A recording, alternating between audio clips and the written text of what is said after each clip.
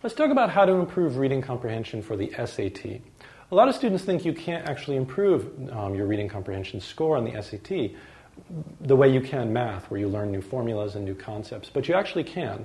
I find that if you use this method, students usually improve a lot. All right, so here's the way we're going to do it. When you come to a reading passage on the SAT, in the reading section, you're going to start by reading the italics. And a lot of times people actually skip that. They think that they'll save a little time and not read those. What I'm talking about is, at the beginning of a passage, there'll be a few lines that are in italics. So a lot of times people skip them trying to save time. But you should definitely read them, because a lot of times the main idea of the passage will actually be expressed right there. Sometimes they'll tell you, the topic of the essay. They might even describe characters in the essay or in the passage you're about to read. So very, very helpful. And you're actually going to read that very carefully. If you need to reread it 2 or 3 times, it's worth the time to do that.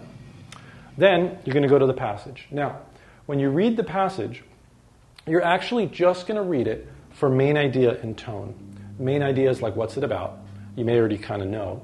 Tone is, how does the author feel about the topic? What's his or her take on it? What's the deal? Why is he or she writing this? What's the point? What's the point, really?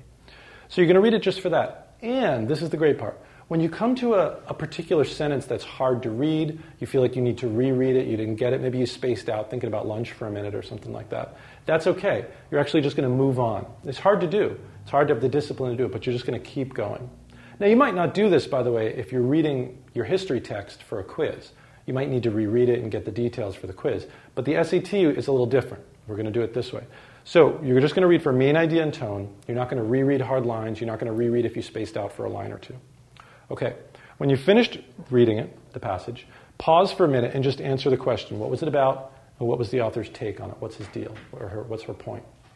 Then go to the questions. Now, first you're going to do what we call line number questions. You're going to do questions that tell you what line to look back at. And when you reread that line, you're going to reread a little before and a little after the line that it refers you to. Usually the answer is actually not in the line itself, but in the line before or after. Then, after you've done all the line number questions, then you'll do the questions that you may have skipped that were main idea or tone questions. After you've done all the line number questions, it's kind of like you've almost reprocessed the passage. You probably will understand it twice as well as you understood it before. And now you're really ready for the main idea and tone questions, so you'll do those last.